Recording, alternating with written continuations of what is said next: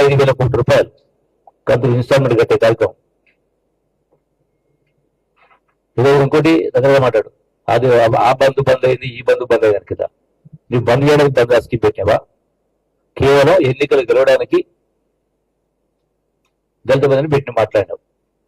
ఇచ్చిన వారు 1,70,000 కోట్లు కేవలం ప్రజలను మభ్యపెట్టి ఓటర్లు గెలవడానికి చేసిన వారు.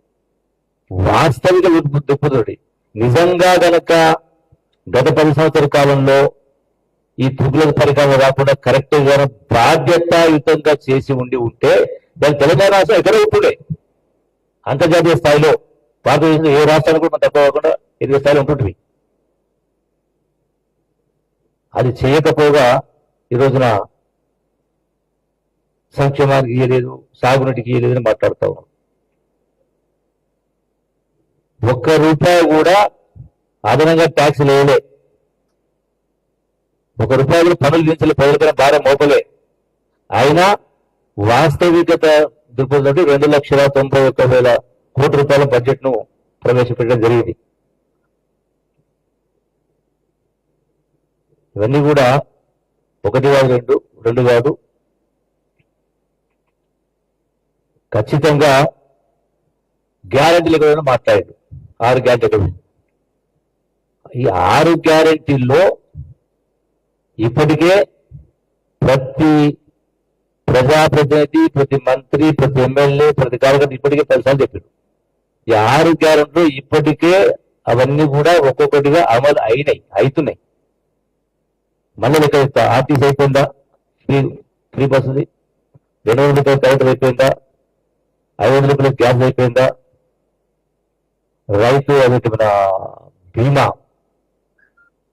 ఆరోగ్యశ్రీ సంబంధించి అదే 10,000 అయిందా? అట్లాగే ఇందిరమ్మ గృహాల కింద ఆ స్కీమ్ శాంక్షన్ అయిందా? ఇలా బడ్జెట్ కేటాయించడం జరిగిందా? ఇప్పటికే ప్రతి నియోజకవర్గానికి 3,000 ఇచ్చారు. ప్రాసెస్లు ఉన్నాయి, శాంక్షన్ అయినాయి. ఎవరెవరికి వాళ్ళ కింద అధికారం కవర్ చేస్తారు. బడ్జెట్ 9,000 కోట్లు. అది చెప్పిన 200 రూపాయలు, 205 యూనిట్ల కరెంటు ఫ్రీ ఇవన్నీ అమలు అయినాయి కదా. ఇదే కాకుండా మీ లెక్క అడ్డగోలుగా భూములమ్మి అడ్డగోలుగా దోపిడీ చేసే కార్యక్రమం చేసి ప్రజల ఆస్తిని కబ్జా చేసే కార్యక్రమం చేస్తలేరు, దోసుకునే కార్యక్రమం చేయట్లేదు. మీరేం చేసిందో ప్రజలు తెలుసు. ఇవన్నీ కూడా ఇప్పటికే ప్రజలు అర్థం చేసుకున్నారు. 6 గ్యారెంటీలు కాదు, 7వ గ్యారెంటీ అది కూడా అన్నిటికంటే ముఖ్యమైనది. 7వ గ్యారెంటీ కూడా ముఖ్యమంత్రి చెప్పడం జరిగింది. అంటే ప్రజాపాలన, పారదర్శక పాలన, అవినీతికి అవకాశం లేకుండా, అక్రమాలకు అవకాశం లేకుండా స్పష్టమైనటువంటి పరిపాలన చేసే కార్యక్రమం శ్రీకారం చుట్టడం జరిగింది.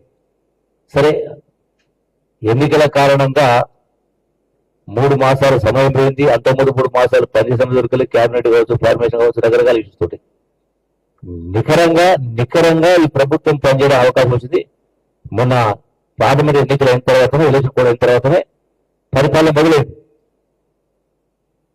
మరి అయినా కూడా ఇలా కళ్ళ మంటలు వాళ్లకు జీర్ణించుకోలేకపోతున్నారు. ఏం చేయాలో వాళ్ళకి అర్థం కాని పరిస్థితి. ఎన్నికలు చూడలేదా? అసెంబ్లీ ఎన్నికల్లో వాళ్లకు ఎన్ని అసెంబ్లీ స్థానాల్లో 8 వచ్చింది. మన పార్లమెంట్లో ఏమైంది? 1 సీట్ రాలే కదా. అంటే మీరు 7 మాసాలు అయిన తర్వాత కూడా, మన జరిగిన 6 మాసాల తర్వాత కూడా మీ ప్రభుత్వం శాసనసభ ఎన్నికల సందర్భంగా ఉన్నటువంటి ప్రజలకున్న అభిప్రాయం అరిగిపోయింది. ఆ ప్రభుత్వం కంటే ఈ ప్రభుత్వం బాగా చేస్తా ఉంది, చంద్రకాలం చేస్తా ఉంది అనేటువంటి ఆలోచన కూర్చే మీకు గుండుసలో పెట్టింది. నేను కేటీఆర్ అంటా ఉండే 8+8 అంటే 0. అది నీ లెక్కలు, మీది గుండుతున్నాయని. కారు సారు 16 గుండుస్తున్నాయని లెక్కలు మాటల గాడి చెప్పి మాట్లాడగలదు కాదు. ఖచ్చితంగా ఈ రోజున ఉద్యోగాలకు సంబంధించి కూడా టోటల్ గా పబ్లిక్ సర్వీస్ కమిషన్ కూడా పునర్వ్యవస్థీకరించే కార్యక్రమం చేయడం జరిగింది. ఇవన్నీ లీకులు, నిరుద్యోగుల పట్ల మీరు దుర్మార్గంగా ప్రవర్తించారో ఇలా మళ్ళీ వాళ్ళను సానుభూతి కోసం వాళ్ళు రెచ్చగొట్టే కానుక చేస్తా ఉన్నారు. ఇలా విద్యా సంవత్సరం ప్రారంభమైంది కాబట్టి తొందరగా టీచర్స్ రావాలి, ఆ ప్రాసెస్ ని స్పీడప్ చేసే కానుక చేస్తా ఉన్నారు. మరి మళ్ళీ కూడా అప్పటికే బట్టి విధంగా చెప్పిండ్రు, ఇంకా అదనంగా ఎవరికైతే ఎక్స్టెన్షన్ అదనంగా 5,000 సీట్లు కూడా కొలువులో కొత్త కొలువు కూడా ఇచ్చేట్టు ఏర్పాటు చేస్తారని చెప్పడం జరిగింది. అందుకనే ఈ తప్పుడు ఆరోపణలు మాని ఇప్పటికైనా బుద్ధి తెచ్చుకునే కార్యక్రమం చేసి ఈ ప్రభుత్వానికి ఇంకా మంచి పనులు చేయమని సలహాలు ఇవ్వండి, సూచనలు ఇవ్వండి. కానీ మీరు ప్రజాస్వామ్యాన్ని అవగతపరుస్తూ శాసనసభ రాకుండా మరి ఎందుకు రాలేదు? అంతకుముందు రోజు కేంద్ర ప్రభుత్వం బడ్జెట్ ప్రవేశపెట్టినప్పుడు దానిపైన చర్చ మొదలు పెడితే దానికి ఎందుకు రాలే? ఏ కారణం చేత? ఆరోగ్యం బాగలేదా? మందులు సరిగ్గా వాడతలేదా? ఏలేకపోతారు. అంటే శాసనసభనే అవమానం చేసే కారణం. ఈ శాసనసభ ఏంది లక్ష్యాన్ని చిన్నది అనేటువంటి దుర్మార్గమైన ఆలోచన కాదా? పోలకు అర్థమైతే లేదా? చిన్నోళ్ళైనా పెద్ద దేళ్ళ చిన్న ఉదాహరణ ముఖ్యమంత్రి అయినంత మాత్రం గొప్పనే కాదు. మీరు చూపించినటువంటి పాట ఏంది, దారేంది, విలువలేంది, నిజాయితీ ఏంది, పద్ధతి ఏంది, క్రమశిక్షణ కదా. ఇప్పటికైనా బుద్ధి తీసుకుంటే డెఫినెట్ గా ఈ పార్టీ ఆ రెండు కూడా కుమ్మక్కైనాయి కాబట్టి, ఈ పార్టీ రెండు కుమ్మక్కైనాయి కాబట్టి 8+8 0 కాదు, ఈ పార్టీ ప్లస్ ఆ పార్టీ కూడా 0 అవుతుంది. Thank you.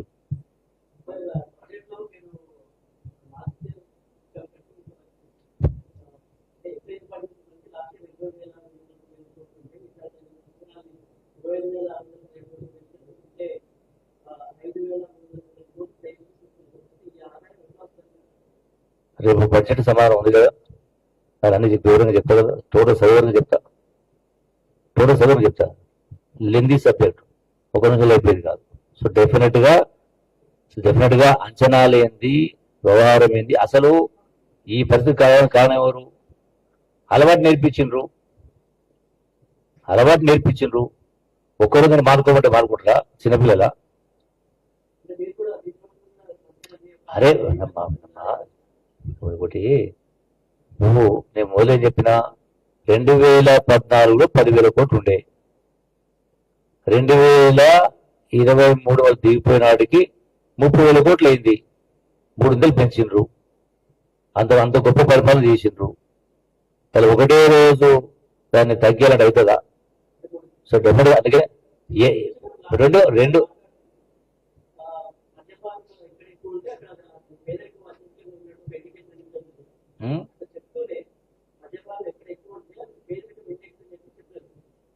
ఇండెక్స్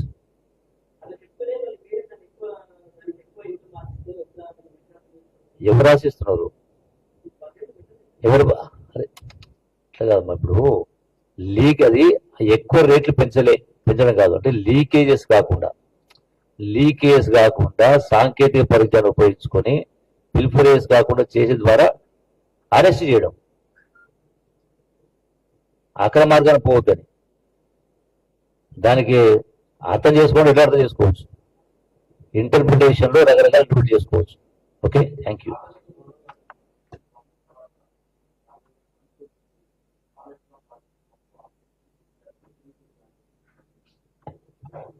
ఇప్పుడు ఇప్పటికే ప్రజలు సమాధానం చెప్పిండ్రు, ఎన్నో మాట్లాడిండు. ఎన్నికల ముందు ఏం మాట్లాడిండు? మొత్తం మేము వస్తుంది కదా. అంటే ఆ సందర్భాన్ని సమయం బట్టి ప్రజలను రెచ్చగొట్టడం కోసం మాట్లాడే మాట తప్ప ఇంకొకటి కాదు. డెఫినెట్ గా ఈ రోజున ఇంతకుముందే మామూలు చెప్పింది కదా, ప్రాణహిత చేవలకు సంబంధించి 16 లక్షల ఎకరాలకు 36 నుంచి 39 వేల కోట్లు ఖర్చు అయ్యే ప్రాజెక్టు పక్కకు పెట్టి 1,20,000 సుమారుగా సబ్జెక్టు కరెక్షన్ 1,20,000 కోట్ల రూపాయలు కనిపెట్టాడు. సో అన్నప్పుడు మరి ఎందుకంత జరిగింది? ప్రజాధనం దోపిడీ జరిగింది. నేను అసలు సాక్షి చెప్పిన, ఇటువంటి లంగవేషాలేసి మళ్ళీ తగుదనమ్మా అంటూ మళ్ళీ గొప్పగా మాట్లాడితే మాత్రాన ప్రజల నాయకులు కాదు. ఇలా పాలమూరు ప్రాజెక్టు కూడా ఏం మాట్లాడు కేసీఆర్? ఇప్పుడు ఏం మాట్లాడి నేను మాట్లాడలో ఇది ఏంటి కాదు కాదు కాదు చీల్చడం చెందడం ట్రాష్ గ్యాస్ ట్రాష్ అన్నాడు. నేను కూడా చెప్తా, గ్యాస్ ట్రాష్ అన్నాడు. పాలమూరు రంగారెడ్డి ఎత్తిపోతలో ఉన్న భాగంగా నార్లాపూర్ రిజర్వాయర్లో కేసీఆర్ గారు ఎన్నికల ముందు ఒక పంపు స్విచ్ ఆన్ చేసిండు. నేను ఈ ప్రాజెక్టును జాతికి అంకితం చేస్తున్నాను, ఇంకా రేపు నుంచి అన్ని లక్షల ఎకరాలు నీళ్ళు వస్తున్నాడు. అరే ఒక్క ఇంచు కూడా ముందుకు కదులు, ఇంకా సమయం చాలా పడుతుంది. సెకండ్ కెనాలే పూర్తి కావాలి. మిగతా శాంక్షన్స్ లేవు. Main canals, distributors, minors, sub minors ఏవి శాంక్షన్స్ లేవు. దారాదత్తం అంటే జాతికి అంకితం చేస్తుంది. దాని అంటారు గ్యాస్. బడ్జెట్ కాదు గ్యాస్ అనేది.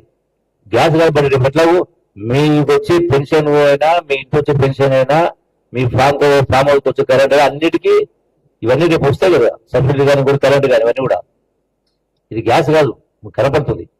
లేని ఉన్నట్టు చెప్పడం గ్యాస్ అవుతుంది, ఉన్నది ఉన్నట్టు చెప్పడం గ్యాస్ ఎందుకు అవుతుంది? గ్యాస్ ట్రాన్స్ ఎందుకు అవుతుంది బడ్జెట్? అట్లా వాళ్ళ అవివేకం. Thank you.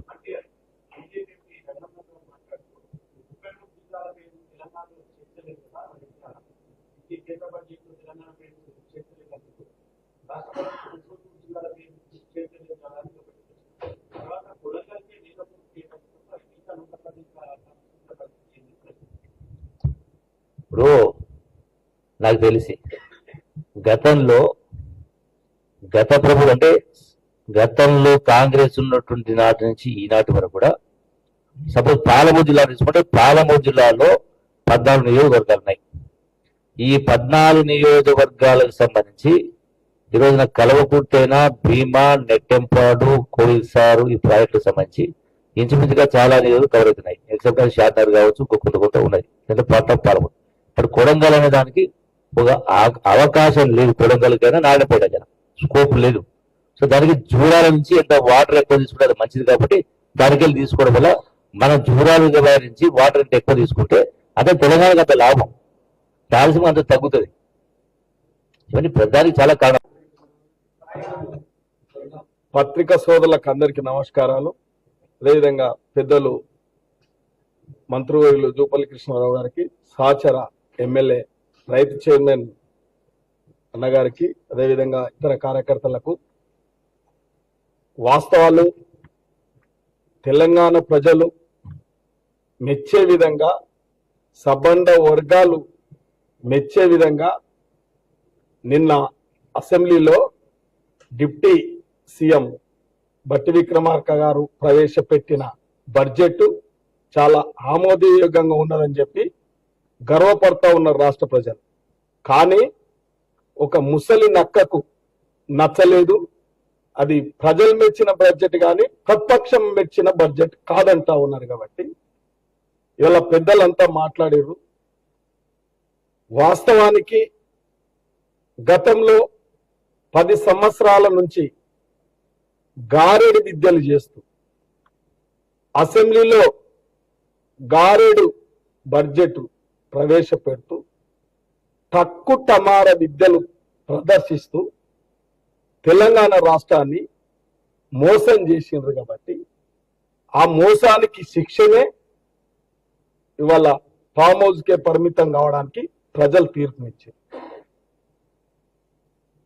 ఇవాళ రైతు బిడ్డ రేవంత్ రెడ్డి గారు వయసు చిన్నది కాదు, రాజకీయంగా ప్రజల పక్షాన నిలబడి కాంగ్రెస్ పార్టీ తెలంగాణనిస్తే ఆగమైపోతున్న తెలంగాణను అన్ని విధాల రాజకీయంగా, ఆర్థికంగా, సామాజికంగా, నీళ్లు నిధుల పరంగా ఏదైతే తెలంగాణ ఆశించి తెచ్చుకున్నామో అది తెలంగాణ ప్రజలకు సాధించి పెట్టాలని ఒక దృఢ సంకల్పంతో, ఒక అంకుటిత భావంతో ఈ రాష్ట్రాన్ని కాంగ్రెస్ పార్టీ పెద్దలను, కాంగ్రెస్ ఎమ్మెల్యేలను, ప్రతి ఒక్కరిని ఒక అభివృద్ధిని, తెలంగాణ అభివృద్ధి ప్రగతి పత్రంలో తీసుకుపోవాలి.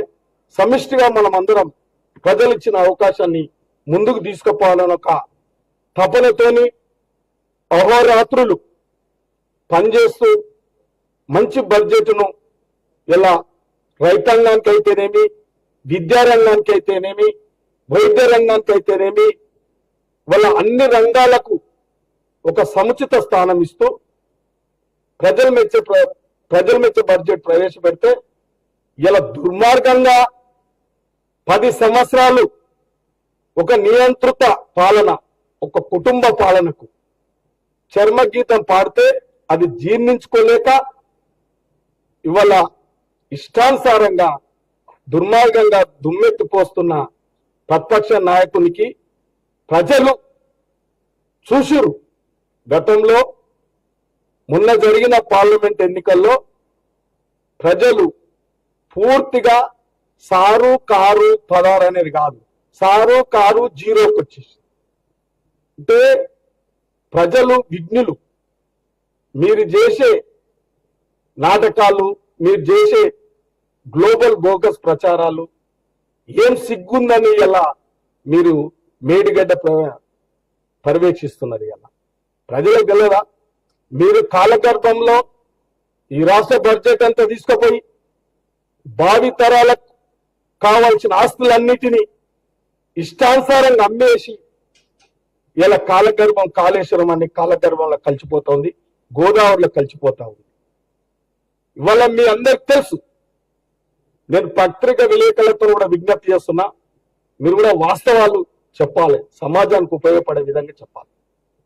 పాలమూరు రంగారెడ్డి అని ఒక ఎత్తుపోతల పథకాన్ని 2 సార్లు ప్రభుత్వంలో పరిపాలించి అక్కడి రైతాంగాన్ని మోసం చేసి ఒక్క లిఫ్ట్ కూడా ఇవాళ కూడా పూర్తి కాలే. 58,000 కోట్లు కేటాయించి దాదాపు 30,000 కోట్లు ఖర్చు చేసిరు తప్ప, ఖర్చు మిగిలింది తప్ప చుక్క నీరు ఎలక్షన్ల ముంగల పోయి ఏదో పెద్ద ప్రభగండ రావాలి, మళ్ళొక్కసారి పాలమూరు బిడ్డలను మోసం చేయాలని చెప్తే ఒకే పంపు కరెంటు కనెక్షన్ లేకుంటే కూడా ఆ రోజు బ్యాటరీలను పెట్టి ఒక పంపు ప్రారంభించి ఆ పంపు ద్వారా వచ్చిన నీళ్లను ఇది పవిత్రంగా భావించండి, ఇది గంగా నీరుగా పవిత్రంగా భావించాలి అని చెప్పి పచ్చి మోసం చేసింది నీవు కాదా? ఇవాళ నువ్వు మేడిగడ్డ తర్వాత ఫస్ట్ పాలమూరు రంగారెడ్డి పోవడం ఇలా కేటీఆర్ అన్నాడు అంటున్నారు. నీకు దమ్ము, ధైర్యం, నిజాయితీ, నీవు విలువలతో కూడుకున్న రాజకీయాలు చేస్తావంటే పాలమూరు రంగారెడ్డి నీ అయ్యా 10 సార్లు చెప్పి పదే కుర్చేసుకొని ఈ యొక్క పాలమూరు రంగారెడ్డి పూర్తి చేస్తానన్నాడు. ఉదాహరణకు లక్ష్మీదేవిపల్లి రిజర్వేర్ పూర్తి చేస్తానని చెప్పి 10 సార్లు చెప్పిండు, 10 బహిరంగ సభలలో చెప్పిండు, సాక్షాత్ శాసనసభలో చెప్పిండు. పచ్చి అబద్ధాలు ఆడిన కుటుంబం మీది.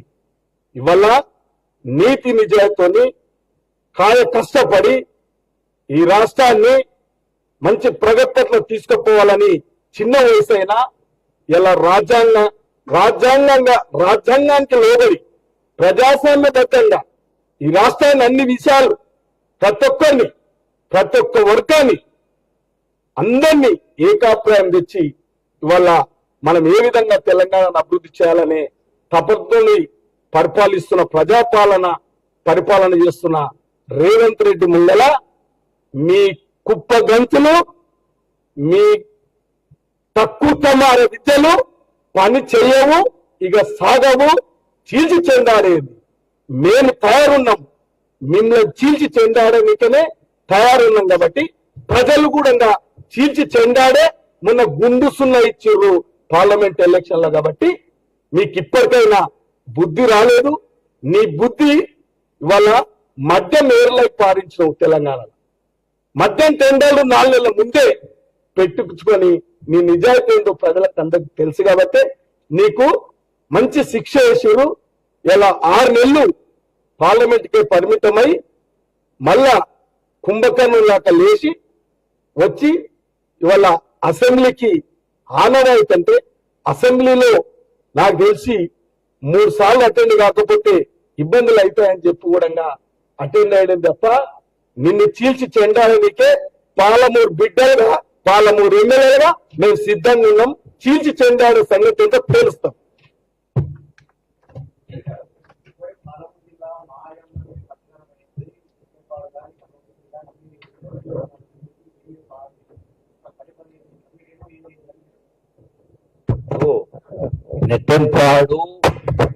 నెట్టెంపాడు, కోయిల్సాగరు, మహాత్మా గాంధీ కల్వకుర్తి, భీమా ఇవన్నీ ప్రాజెక్టులు కాంగ్రెస్ పార్టీ హయాంలో డాక్టర్ వైఎస్ రాజశేఖర ముఖ్యమంత్రి ఇవన్నీ కూడా టేకప్ చేసి శాంక్షన్ ఇచ్చి నిధులు ఇచ్చి ప్రారంభం చేసినట్లు సరే ప్రాసెస్ లోనే ఒక స్థాయికి వచ్చిన తర్వాత సరే గవర్నమెంట్ మారింది వేరేది.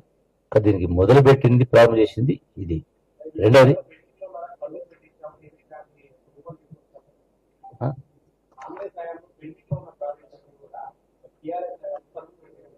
పెండింగ్ అంటే పెండింగ్ ప్రారంభమైన ప్రాజెక్టు 2004లో 8 లక్షల ఎకరాలకు ఇచ్చే ప్రాజెక్టును శాంక్షన్ ఇచ్చి డబ్బులు ఇచ్చి ఒక స్థాయి తీసుకొచ్చిండు. అది కాంగ్రెస్ ప్రభుత్వం హయాలు ఉన్నప్పుడే ఉన్న సందర్భంలోనే నేనున్నా కదా 2012లోనే కల్వకుర్తి లిఫ్ట్ మొదటి లిఫ్ట్ పంపురం చేసి మన రంగసముద్రం మన సింగోడ సముద్రం జీవా నింపడం జరిగింది. దాని ద్వారా వాటర్ ఇవ్వడం జరిగినప్పుడే ఆ తదంతరం ప్రాసెస్ ఉండేది. ఆ ప్రాసెస్ ఇది కంటిన్యూ ప్రాసెస్, అది ప్రాసెస్ కంటిన్యూ. కానీ అది కాదు కదా ఇక్కడ క్వశ్చన్. పాలమూరు ప్రాజెక్టు ఈ 10% 20% పూర్తి కాకముందుకే కాలువలో శాంక్షన్ లేదు, మెయిన్ కాలువలు లేదు, ల్యాండ్ అక్విజిషన్ పేమెంట్స్ లేవు, అడ్మినిస్ట్రేటివ్ శాంక్షన్ లేదు. అడ్మినిస్ట్రేటివ్ శాంక్షనే లేదు. దేనికి? మెయిన్ కెనాల్ అంటే 18 లక్షల ఎకరాల పారే మెయిన్ కెనాల్స్, డిస్ట్రిబ్యూటర్స్ కు, మైనర్స్ కు సర్వీస్ శాంక్షనే లేదు. సర్వీసులు పెట్టారు, శాంక్షన్ అయితే సర్వే లేదు, శాంక్షన్ లేదు, ఏది లేదు. కేవలం ఒక మోటార్ ఆన్ చేసి నేను జాతికి అంకితం చేస్తున్నా అంటే దాన్ని గ్యాస్ అంటారు. లేని దాన్ని ఉన్నట్టు ఎప్పుడు గ్యాస్ అంటారు, ఉన్నదాన్ని ఉన్నట్టు గ్యాస్ అన్నారు. ఈ 2,90,000 కోట్లు ఖర్చు కావా? మీరు 2 లక్షల కోట్ల 2,50,000 పెట్టి ఖర్చు పెట్టి 2 లక్షలు ఎవరు ఖర్చు పెట్టలే, గ్యాసే కదా. మరి 2,90,000 కోట్లు పెట్టి 2,30 లక్షల కోట్లు ఖర్చు పెట్టారు, మీరు 60 కోట్లు ఖర్చు పెట్టలే కదా. మరి మీ లెక్కలు మేము కూడా 290 మేము కూడా 3,50 లక్షలు పెట్టొచ్చు కదా, ఎందుకు పెట్టలే? అంటే గ్యాస్ కొట్టొద్దని వాస్తవం దగ్గర ఉండాలి. ఈ మాత్రం కావాల్సింది లేకపోతే ఎట్లా, లేకపోతే ఎట్లా? Thank you.